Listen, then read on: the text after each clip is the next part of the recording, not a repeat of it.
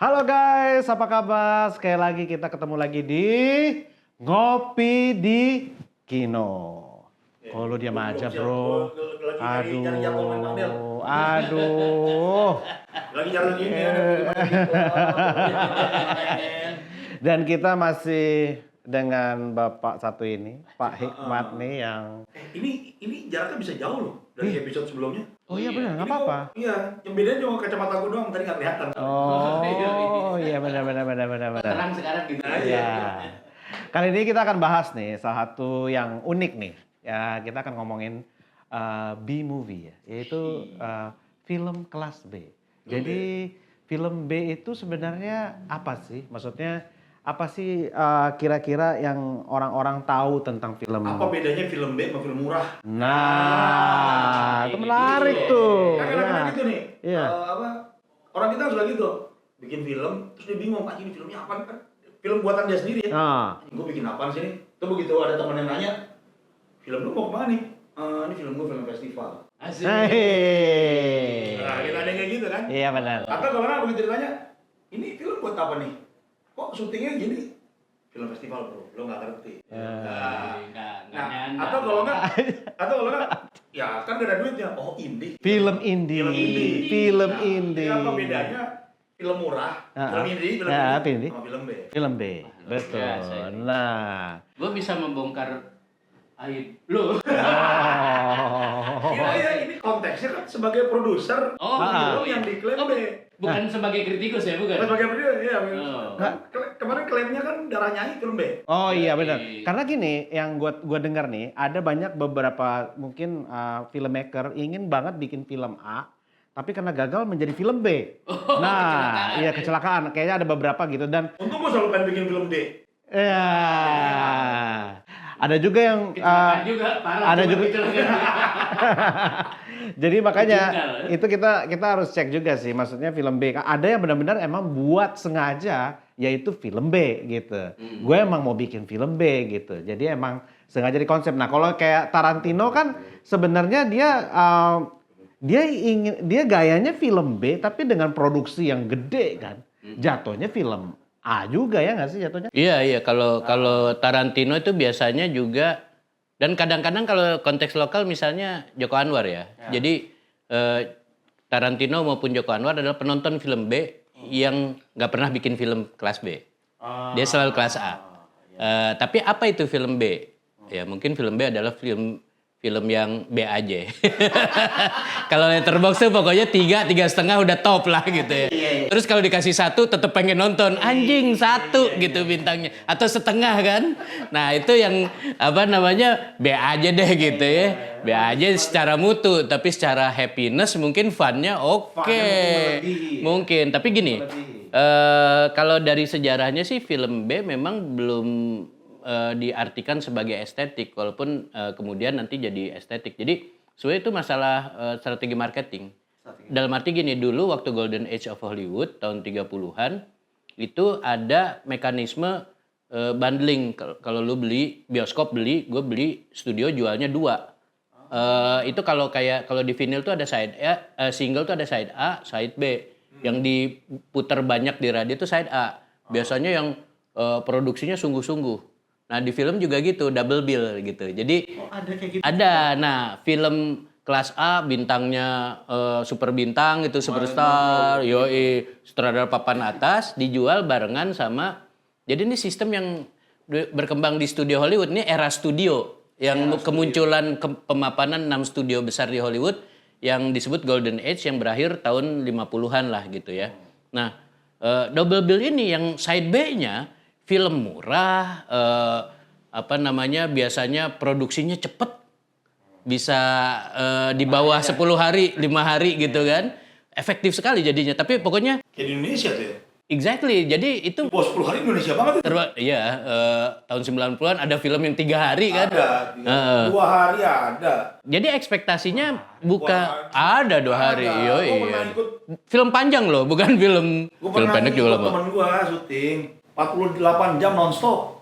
Syutingnya, produksinya. Sampai pagi ya beneran.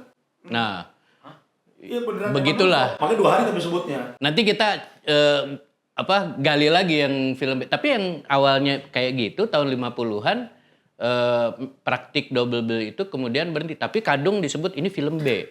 Jadi film B itu adalah film yang side B gitu loh kalau di musik. Nah, bintangnya nggak terkenal, produksinya cepat, harus ada pagu atau limit budget murah.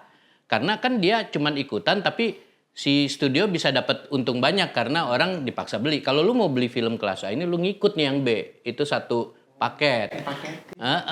Tahun 50-an muncullah generasi yang tumbuh dengan nonton film-film B itu.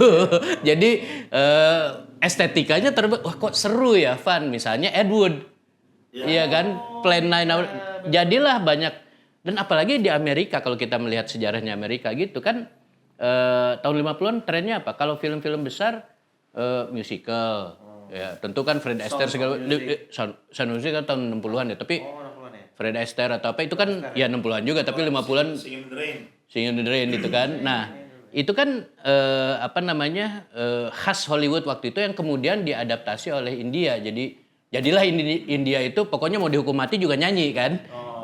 Itulah. Makanya di India nggak ada film horor. Karena nyanyi dulu ya. Coba lo bayangin ada hantunya keluar. Yoi, gitu kan, yoi. Bukan kamu kan udah. Yoi, kejet. Gue pernah lihat klip film dari film India yang niruin klip videonya Michael Jackson Thriller. Tapi lagu India kan.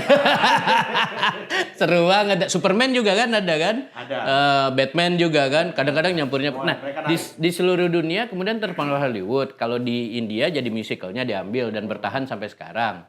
Tapi kalau di saat yang sama itu kelahiran science fiction murah-murah gitu loh. Itu film B biasanya. Kayak Ed Wood tadi.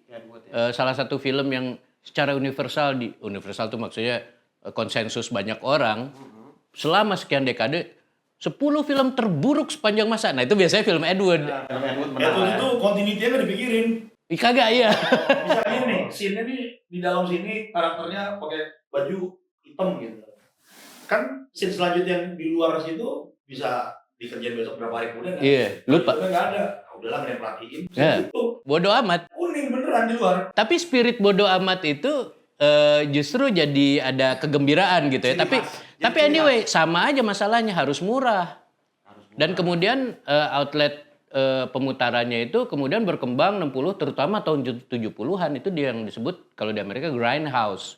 Grindhouse dan biasanya nah ini jadinya cirinya yang ketangkep produksi murah. Cerita formulaik artinya dia genre pasti dan biasanya eksploitatif. Kalau dia sci-fi kagak 2001, kagak. Iya kan? Kacrut-kacrutan pokoknya gitu kan. Cerot semua gitu kan. Spaceball tuh katanya? Ya terpengaruh. Ya kemungkinan. Ya jelas lebih murah lah ya. Lebih murah pasti. Tapi pertanyaan gue kayak Disney waktu tahun 60-an bikin. Chuck Norris B kan? Jelas. Tapi itu udah 80-an. Maksudnya tahun 60-an ada Buck Rogers. Oh iya Buck Rogers. Iya. Itu kan versi tahun 70-an apa? 70-an ya? Dia bisa aja referensi 50-an 60-an. Kan penontonnya jadi bingung nyarinya. Oh iya. Jadi percaya aja. Iya, jadi percaya aja gitu ya. Enggak, percaya sama begini. Gila bacaannya banyak. Yoi. Padahal kagak mikir ini.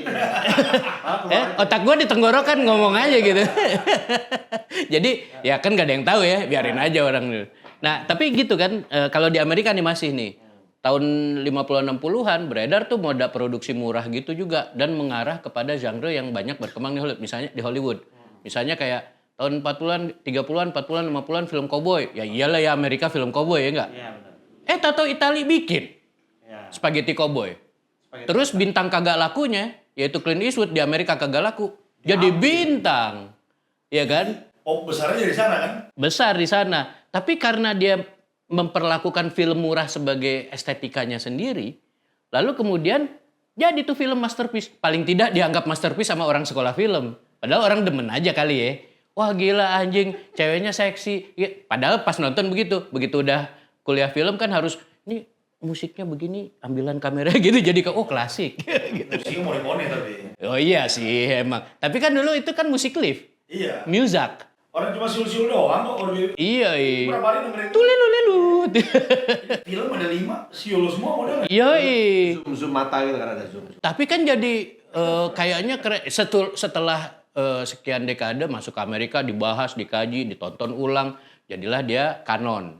Setelah dikanonisasi, status film produksi murahnya berubah kan. Tapi selalu di setiap periode ada kayak tahun 70-an ada lagi. Nah, di sini yang bedanya tadi indie atau bukan gitu segala macam kan. Kalau di tahun 70-an ada yang disebut pelopor film indie.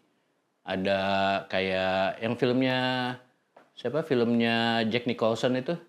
Ada bukan yang Five Easy Pieces atau apa? Yang dia road movie itu. Easy Rider. Easy Rider itu dianggap pelopor indie movie. Kan bikinnya murah. Tapi punya hasrat estetik atau paling tidak statement yang kuat, yaitu pengen ngaduk-ngaduk bahasa film. Gue pengen bikin film yang nggak kayak Hollywood. Itulah kenapa disebut indie. Tapi karena bikinnya yang nggak ngebiayain nggak ada, ya pasti murah dong. Ya udah gimana caranya? Bersiasat. Kadang-kadang sangat eksploitatif bikinnya. Habis itu di film murah kayak gitu kagak dapat layar yang bioskop mahal. Jadilah ada jalur sendiri. Apakah itu festival, apakah itu art house movies, ataukah dia diputar di sleazy theater. Kelas ruko gitu loh di sana. Tapi semuanya ada. Bioskop yang studio gede, mewah, sama bioskop kelas gudang atau kelas layar tancap. Apa dulu mobil ya? Apa? Drive-in theater. Di Ancol dulu ada sampai tahun 80-an. Gitu kan? Udah kebuka. Iya. Biasanya dipakai buat pacaran kalau orang Amerika. Ini mobil, layarnya di depan. Lo kebayang kalau nonton kayak gitu? Gua pernah nonton sih, tapi tahu aja besok. Iya. Gua pernah lihat di Twitter tuh ada. Ya, Yoi. Shining. Amerika masih ada banyak ini. Kalau sampai tahun 80-an itu yang namanya teater mobil gitu ya. Datangnya mobil, tujuannya pacaran. Yang ditontonin kagak perlu dialog yang dalam, perenungan, reflektif. Karena kan orang pacaran ini lagi cepok-cepokan di dalam gitu kan. Yang menarik perhatian kalian apa? Kalau bunyinya berisik atau apa gitu. Jadi yang penting genre kan. Gampang-gampang aja deh jebret. Yang diputar kayak gitu. Akhirnya itu makin kukuh jadi estetik. Itulah yang ditonton oleh Tarantino segala macam. Tapi hasrat dia bikin film A, tapi tribute gitu buat film-film kacrut. Tadi yang gua tangkap dari Mas Iqbal adalah di mana film kelas B itu, B-movie itu disandingkan sama film kelas A supaya bisa merangkup semua orang-orang yang nonton di sana ya. Waktu Golden Age Hollywood. Nah, tapi kan sekarang masalahnya kalau di film-film bioskop kita ini kan nggak melakukan hal kayak gitu ya.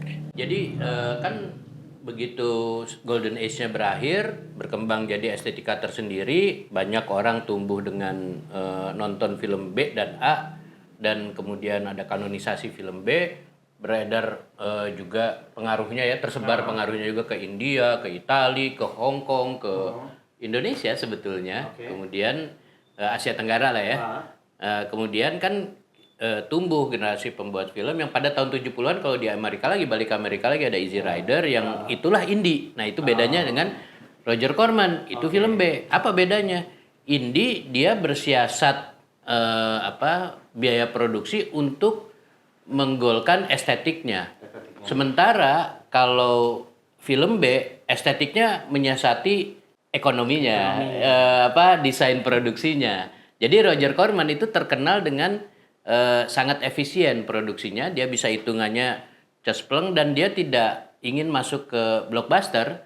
Dia punya perhitungan kalau bikinnya segini dan untuk bisa segini banyak hal di-cut, lokasi, waktu syuting, jenis kamera, aktornya nggak usah bintang segala macam, itu the whole package. Dia bisa dapat untung seoptimal mungkin, tapi bukan blockbuster. Yang penting dia volumenya banyak karena biayanya sedikit. Dia bikin bisa banyak. Nah, tapi itu jadi sekolah sendiri Corman. Nah, itulah B.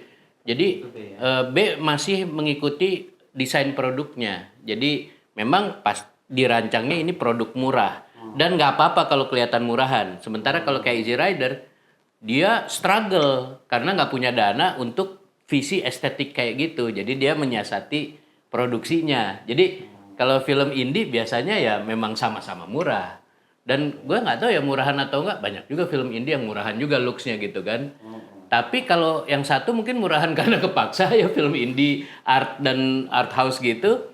Kalau si film film B ala schoolnya si Roger Corman emang murahan seringkali by design, bodo amat. Karena yang penting kan efektif, efisien, itu ciri utama. Ini dipahami nggak sih sama, nggak harus publik lah, filmmaker kita misalnya. Maksudnya lu misalnya kan bikin Darah Nyai dengan kesadaran bikin film B. Begitu nonton kan kelihatan tuh. Ya karena Azam yang klaimnya kan emang filmmaker film Raja B. film. Nah, kalau Azam itu semua pada tahu gitu ngeresponnya. Azam itu bedanya adalah dengan banyak sutradara papan atas penggemar film B tapi kemudian bikin film A. Azam itu konsisten. Dia penggemar film B, hardcore, dan produknya film-film pendek adalah film B. Dan gue juga belajar aspek di balik layarnya. Oh, dia banyak sekali siasat produksi akibat dia sangat paham medium. Makanya kalaupun dia bikin, nah kan film pertama produksi Imaginarium Pictures yang gue itu film pendek si Azam, dan estetik banget. Dia lagi pengen ngeledekin, kan dia kan terpengaruh juga di samping oleh Nayato, dia terpengaruh oleh Terrence Malick. Gue bilang bercanda aja lu. Begitu gue liat, boleh juga shotnya dengan keterbatasan dana gitu. Begitu di tengah diguncang lagi gitu kan. Nah itu adalah kesadaran mediumnya ada. Jadi orang yang memuja film B dan memproduksi film B belum tentu nggak punya kesadaran untuk itu. Tapi tidak semua orang yang nonton film B tumbuh jadi kreator dia dengan sadar tahu bedanya gitu. Nah kalau gue merasa bahwa wah ideal sekali partneran nama itu, gue lagi mikir-mikir benar-benar pengen Roger Corman School. Jadi kan dia bisa cuan dengan hitungan yang sangat efisien. Cuma terus terang, begitu di Indonesia memang beda dengan zaman Corman.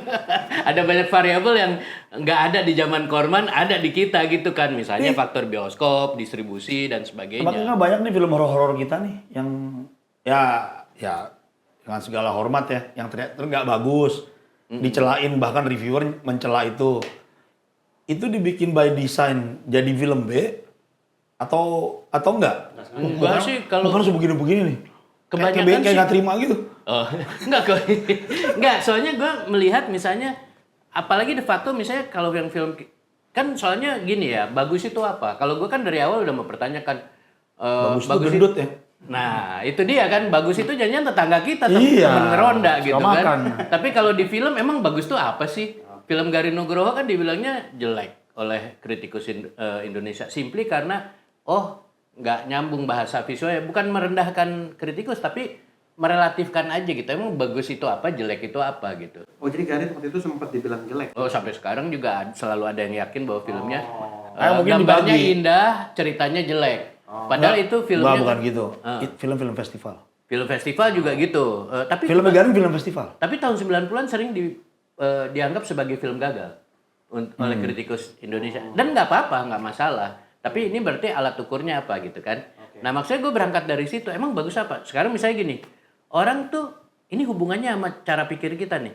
Kalau yang laris pasti bagus, tuh lihat kameranya gitu, production value-nya gitu, bintang kan. Terus premium lah semua produksi. Dan kita bisa lihat film-film yang misalnya film horor yang banyak itu kan sebetulnya rata-rata dinilai jelek tuh. Misalnya plotnya nggak masuk akal, jump scare doang gitu. Tapi toh laku anyway. Jadi tesis pertama yang diyakini banyak orang bahwa film yang laris adalah film bagus gugur. Berarti bukan itu yang menentukan kan? Lah, lantas kalau kayak gitu ceritanya, apa yang bikin laku? Ternyata bukan, sorry itu saya para filmmaker, gue sekarang juga sebagai produser, ya gitu, bukan filmnya. Apa? Market, infrastruktur industrinya. Nah, Darah Nyai itu untuk mencapai market untuk Nyampe nggak ke marketnya? Kagak, karena kan layar dikit. Nggak gini, market apa? Misalnya kalau experience penontonnya kok happy rata-rata. I think more than 90% tuh positif ya kan kelihatan. Masa film semuanya bagus pasti ada yang bilang jelek dan ngasih bintang setengah juga ada, happy gue. Jadi kan apalagi karena bintang artinya bagus atau jelek lah. Kan gue doktrin waktu di produksi kan gue bilang kalau ada pilihan untuk bikin selera gitu ya, selera. Nah, gue pengennya selera warga gitu. Selera. Kalau ada pilihan bagus as in film festival, kalau pas lagi produksi ada pilihan jadi bagus apa jadi kayak Roger Corman, gue bilang doktrinnya kayak Corman aja. Tapi Corman itu satu ya sangat murah desainnya. Apakah sangat murah orang bikin? Ternyata enggak. Ternyata ada kebebasan. Film B mempertahankan kebebasan karena apa? Film itu kan mahal, risikonya tinggi. Supaya aman, konservatif dong. Pilih kameranya konservatif. Kalau adegan harus 3 point ya kan cahayanya gitu kan. Konservatif karena kalau Dari enggak luar garis berarti kan? Iya. 3 point jadinya. Oh iya, gitu ya. Oh itu film olahraga kalau itu. Nah kalau misalnya kayak gitu semua konservatif tuh. Harus gitu, harus bintang tuh pilihan konservatif. Karena apa? Harus mengamankan investasi kan. Tapi begitu sedikit strain-nya jadi lebih longgar kan, renggang. Bukannya nggak bertanggung jawab, tapi simply bahwa oh tidak harus begini, harus begitu. Ada kebebasan. Itu yang terjadi sejak era Corman. Era Corman itu melahirkan Jonathan Demme, Martin Scorsese. Kenapa? Karena dengan murah dia nggak terlalu sayang-sayang ngasih akses terhadap alat. Akibatnya banyak sutradara besar belajar pegang kamera, dapat akses kamera di industri film B itu. Di Jepang, industri pinku, film bokep. Sion Sono emang alumni apa? Alumni pinku, alumni film bokep. Kenapa? Ya kan yang penting ya dikasih estetik dikit kan, orang utamanya gitu kan ya, bikin murah aja kan, 1 kamar, ceprot-ceprot gitu kan. Tapi kan namanya orang, gue udah pegang kamera, gue belajar ya kan, beda ya teori doang gitu kan. Ya pegang kamera, di angle-nya beda-beda, tambahin skrip deh, cerita apa gitu. Ya, semua oke lah, boleh namanya belajar, tapi jangan lupa ya harus tambahin begini harus lebih banyak yang dominan tuh seksnya atau apa gitu. Tapi setidaknya dapat akses. Kalau studio besar belum tentu ngasih akses pada orang baru. Iya kan? Akses kamera atau segala macam. Itulah kenapa film B di Amerika, di Jepang, dan mungkin juga di India itu jadi sekolah film yang efektif. Jadi itu yang melahirkan alumni orang-orang yang bikin. Nah persoalannya tetap edarannya. Beruntungnya negara yang hidup tradisi atau bukan praktik film B itu, dia punya jalur distribusinya. Indonesia filmnya aspirasinya kelas A semua, distribusinya malah hancur kan sejak 2000 kan. Nggak ada jalur distribusi seperti tahun 80-an. B hari ini kan nggak ada praktis. Exactly. Film, nggak, maksudnya minimal nggak ada yang mau bikin film B. Kita masih industrinya rumahan semua sebetulnya basically. Hanya sedikit aja yang memang Production company yang industrial ya nggak sampai 10 sih harusnya. Tapi lainnya UMKM kan? Iya, exactly. Selebihnya UMKM. Makanya gue seneng banget bisa klaim bahwa ini memang film UMKM by design, tapi terus terang pasar belum bisa ditaklukkan. Karena kenapa? Pasarnya masih dominan hanya ngasih tempat tunggal hanya pada film kelas tertentu yang biasanya mencerminkan 1 selera, 2 estetik, 3 budget yang tertentu. Berarti lu sebenarnya pede kan dengan Darah Nyai itu? Tadinya. Bukan maksudnya. Tapi kenyataan gimana? Sebagai genre, pede. sebagai genre, sebagai produk kan pede. Tapi kan faktanya kemudian nggak nyampe ke penontonnya karena nggak dapat layar yang cukup. Iya, nah, layar yang cukup kita kan ngomongin cinema chain terbesar di Indonesia XX1. XX1 memberi berapa? 15. Tapi angka yang cukup. Kan lu sendiri yang bilang, angka yang ya oke lah. Tapi kan cinema chain yang lain yang harusnya menurut gua support film kayak begini. Karena mereka kan bisa, tanda kutip, bisa ngasih tontonan alternatif. Kan ternyata malah nggak support. Di Jakarta nggak ada tuh. Ini menarik. Gue pikir cuman ada 2 perkara. Seperti agama ya. Cuma ada 2 perkara. XX1 sama non-XX1. Ya kan? Ya ini zaman-zaman Atahiriah dulu ya. Ada 2 perkara kalau dalam bioskop kita ya, distribusi kita, eksibitor kita. XX1 sama non-XX1. Ternyata enggak, lebih kompleks. Jadi di tahap misalnya pemasaran pun ada pembedaan dari pelaku di lapangan. Yaitu apa? Misalnya kalau menurut para pelaku di lapangan ini bukan produser, bukan PH, bukan apa ya, tapi misalnya organizer event gitu buat special screening. Itu ternyata mereka membedakannya. Dan ternyata dalam praktik begitu juga. Ini gue kayak orang baru banget. Emang gue orang baru cup. Gitu ya. Ada XX1 dan Proxy. Yang cirinya adalah premium studionya. Dalam arti mahal ya. Equipmentnya mahal gitu kan. Toolsnya mahal. Biasanya di mall. Gitu kan. Yang umumnya bioskop kita kan di mall. Tapi sebetulnya ternyata ada yang nggak necessarily di mall. Kayak misalnya Raja Wali. Ya kan? Dan ternyata banyak. Nah itu yang gue kaget. Ternyata yang kalau XX1 sama Cinepolis, XX1, CGV sama Cinepolis, ternyata lebih punya cara mengelola yang sama, programming yang deketan. Jadi mereka malah bisa kayak katakanlah kolaborasi lah gitu. Mirroring lah kira-kira. Mirroring lah gitu. Misalnya ya banyak hal lah gitu ya. Kalau tanggal nunggu XX1, ya kan. Begitu X1 dapat, yang lain nunggu juga. Tapi ada menarik nih ternyata. Ternyata ada banyak banget bioskop kayak Platinum. Layarnya banyak juga, 22 gitu di kota-kota second tiers, third tiers. Itu juga gue baru tahu tuh. Iya, NSC yang banyak banget 33 itu lovely banget tuh. New Star Cinema ya. Dia diem-diem aja. Sama PH relasinya kagak belagu. Malah kayak introvert gitu. Tapi letak kota-kotanya, nah kan gue selalu bilang kalau namanya pasar Indonesia, market film itu dari segi layar aja bangunannya banyak kan di Jabodetabek. Iya.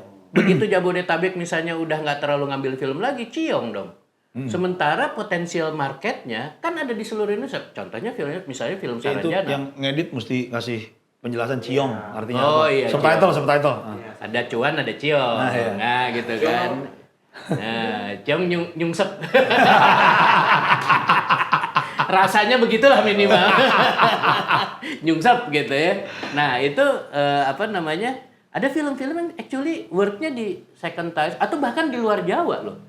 Lo kayak Saranjana kan dia mitologi Kalimantan, ya work-nya di sana 2 bulan tayang. XX1 juga, Apa tapi lah. namanya dulu yang paling fenomenal mah apa? Uang Panai. Uang Panai. Uang Panai nomor 11 box office tahun itu. Tahun itu ya, pandemi ya, lagi ada pandemi. Enggak, sebelumnya. Oh, sebelum pandemi. 18 dulu, 2018. Dan dia work karena kan cerita lokal kan. Itu tadi yang tadi kita bilang kan ada persoalan ini buat penontonnya dipikirin nggak gitu kan. Nah, orang-orang kayak Roger Corman, dia kan langsung basic banget, emosi basic banget. Wah, gue mau yang jorok biar orang demen, nafsu, remaja yang nonton ya kan. Jadilah Caged Hit yang adalah film pertama Jonathan Demme yang kemudian jadi sutradara papan atas Hollywood. Awalnya telanjang mulu, Linda Blair yang main. Apal ya gue ya. Apa aja judulnya tolong dong? Caged Hit. Gue kagak tahu nyebutnya, orang gue ingetnya SMP.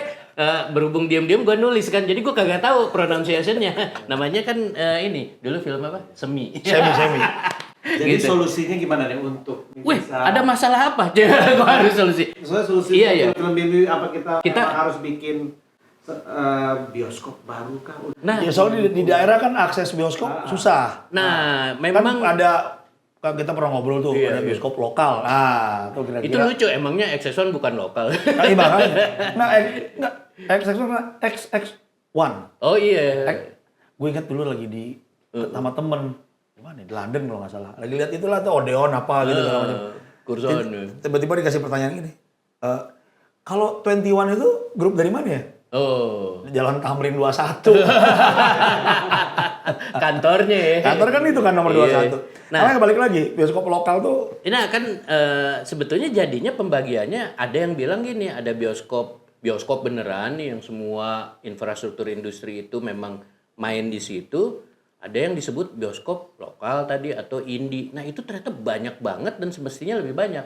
Kan terbukti Sam's misalnya main di sini. Tadinya gue pikir Sam's bisa jadi game changer, tetapi masih banyak PR untuk bisa jadi. Karena apa? Pilihan dia untuk film Indonesia saja. Terus ada KCM, ada NSC tuh yang lumayan banyak. Gue tuh kayak nemu apa gitu, dapat data gitu yang gue nggak tahu ada kota-kota yang bahkan kotanya aja gue baru tahu ada kota itu ya di Indonesia. Dan itu kan lovely banget ya. Buset apaan? Nah, gue lupa. Tapi gue mau bilang gini, tahun 80-an, jumlah layar dengan bentuknya nggak Cineplex kan, tahun 80. Kita pernah rekornya 6.600 layar di seluruh Indonesia. Di atas kertas artinya di setiap Itu Pantura tuh bioskop melulu dulu. Di setiap kabupaten ada bioskop. Ada bioskop. Payakumbuh tuh bioskop 3. Nah. Hari ini satu pun nggak ada. Exactly. Banjarnegara ada bioskop 1. Wonosobo ada 2. Ingat banget tuh gua kecil. Jadi orang nggak nonton film Indonesia karena nggak suka atau nggak ada bioskopnya. Kalau nggak ada bioskopnya, misalnya potensial market kita udah tercapai 80 juta. Misalnya kan selama sekian dekade gue ikut FGD penelitian dibilang potensial market kita 80 juta. Sekarang dengan 250 juta penonton, kita potensial marketnya katakanlah naikin lagi 140 juta. Bisa terjangkaunya gimana? Karena kebanyakan penduduk Indonesia memang di Pulau Jawa, tapi kan tidak di Jakarta banget juga. Iya, Jakarta kan let's say 20 juta. Semuanya sibuk macet-macetan atau desak-desakan. Banyak orang yang nggak tahu agenda film apa yang rilis kok. Exactly. Kayak tetangga gue tuh nggak tahu deh Weapons lagi rilis tuh nggak tahu bisa. Tapi kalau di satu kabupaten ada satu-satunya bioskop, kan orang lewat juga tahu, Iya. Nyawah juga tahu. Nah Iya. itu ada film. Ya kayak waktu kalau di Pantura itu kan kalau Lebaran tuh biasa ada film Rhoma Irama sama filmnya Warkop. Nah, Pasti macet depan bioskop. nah, Bioskop bisa dekat pasar kan. nah waktu tahun itu zamannya Roma lagi ngetop-ngetopnya Oma Irama sama Warkop baru mulai gitu kan. Itu 6.600 katakanlah gitu ya. Ada jalur distribusi yang meladeni sehingga ada pembagian jalur distribusi di Indonesia Barat, Indonesia Tengah, Indonesia Timur itu satu. Jawa ada beberapa. Yang penting juga ada lapisnya. Lu kalau ketahuan tua nih, New Garden Hall. Lu kagak tahu kan New Garden Hall? Oh pernah nggak tahu loh dia. Oh, pura-pura nggak tahu. Jakarta Theater. Beberapa tua gue pernah nggak tahu. Jakarta Theater deh gitu. Beatles tau nggak Beatles? Hah? Beatles tuh. Itu band tahun 60-an ya? Iya, tahun 60-an bukan sih. Ya gitu deh, gitu ya. Zaman Ahmad Albar masih kribo banget nih. Enggak 80-an kan Ahmad Albar udah mulai Masih kribo tuh kecilan. Masih kribo kecilan gitu kan. Nah, jalur distribusi yang dari kelas A. Jadi, nah ini balik lagi jadi ada film kelas B tapi yang langsung straight to B. Kelas B gitu. Nah, misalnya kalau New Garden Hall atau Jakarta Theater itu kelas A. Misalnya film-film Kabut Sutra Ungu, Harmoni Kaku, Pengemis dan Tukang Beca dibikin oleh Wimumbo, filmnya Sumanjaya, filmnya Tugu Nah, gue Karya. nggak tahu tuh film itu. Wah sih Gue ulang lagi ya. Coba di Google. Tahu gue. Gue kesurupan aja, gue udah nggak bisa Ya lah, ngulang lo juga. nonton film Hollywood. Oh iya benar. Iya. Nah kan itu di kelas A. Dia bisa turun ke kelas B. Lalu sampai ke bioskop di Garut sana kelas C itu bisa setahun loh jangka edarnya. Ya dulu panjang dulu. Nah tapi ada yang langsung nggak mungkin diputar di A, langsung B atau langsung C. Dan dulu bahkan ada film yang bisa diriran kan. Exactly. Gue nonton di bioskop lupa apa bioskop mana itu Ben Hur tahun 83. Iya. 83 film itu 50-an kan. Film-film Clint Eastwood yang Spaghetti Cowboy tadi. Itu 70-an semua. Karena belinya juga murah, gelundungan. Udah jadi milik bioskop waktu itu sih gitu ya. Nggak ada sistem DCP. Iya. Habis selesai masa tayang dihancurin gitu kagak ada. Apa dihapus gitu nggak ada. Dulu kan ya udah pakai roll gitu kan. Terakhir kan zaman Janji Joni lah ya roll gitu kan. Tapi disimpan tuh. Nah bisa kalau di bioskop-bioskop kelas B dan C itu diputar ulang. Dan itu kan yang grindhouse gitu juga. Itulah kenapa sebetulnya harusnya pasar film Indonesia entah itu PH-nya maupun jadi moda produksinya cara produksi maupun jalur distribusi atau bioskop eksibitornya bioskopnya itu jangan pasarnya tunggal. Hanya mau yang film kelas produksi sekian itu baru dapat layar banyak. Terus ibaratnya bemo disuruh balapan sama Porsche, begitu bemonya ketinggalan disalin bemo jelek suluh. Kan sering gitu, itu yang tadi gue bilang. Kalau nggak laku, belum tentu karena jelek loh. Setidaknya gue confident darah Nyai responnya positif. Jadi nothing wrong with the movie, nothing wrong with the audience. What's wrong? Lapaknya ditutup. Tapi gue nggak maksudnya nggak dikasih kesempatan. Cuma kayaknya kita semua masih mikir, apa poster aja kan atau color grading kayak seragam. Yang kayak gini nih seleranya orang yang mana? Ya kan? Seleranya Gen Z. Ya Gen Z. Gen Z di mana? Berarti kesimpulannya nih Harus ada pasar majemuk. bikin lapak baru. Betul. Nah, itu bisa. Kita bikin lapak baru buat film-film seperti Darah Nyai. Buat menciptakan ini. Semoga episode ini ditonton sama investor ya. Atau Iya.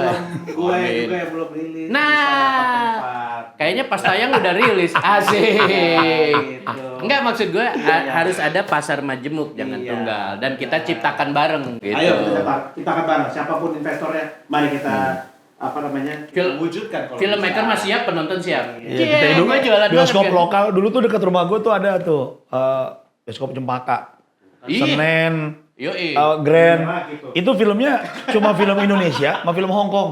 Iya. Film Hong Kong yang rame-rame. Pokoknya dua itu aja terus yang Dan tayang. tahun 90-an esek-esek aja. Ah, 9 bulan ya saya 90-an yang katanya film Indonesia mati, 100-an kok kalau dihitung. Kemarin saya pada ini ya, periode Tengsin. Tengsin. Jadi filmnya esek-esek dibilang mati. Kan ada yang bilang Kuldesak kebangkitan, ya kebangkitan genre itu sebetulnya. Oh iya, betul. Kan di Betul tahun-tahun itu betul juga. ada nada dan dakwah kok. Iya, benar. Waktu itu. Ada Kan- film-film Garin tahun 90-an. Iya. Nah, kalau mau komen langsung aja. Iya. Ke bawah. Ini soalnya Iya. Bang Abdul nih kebetulan sutradara juga nih film ini.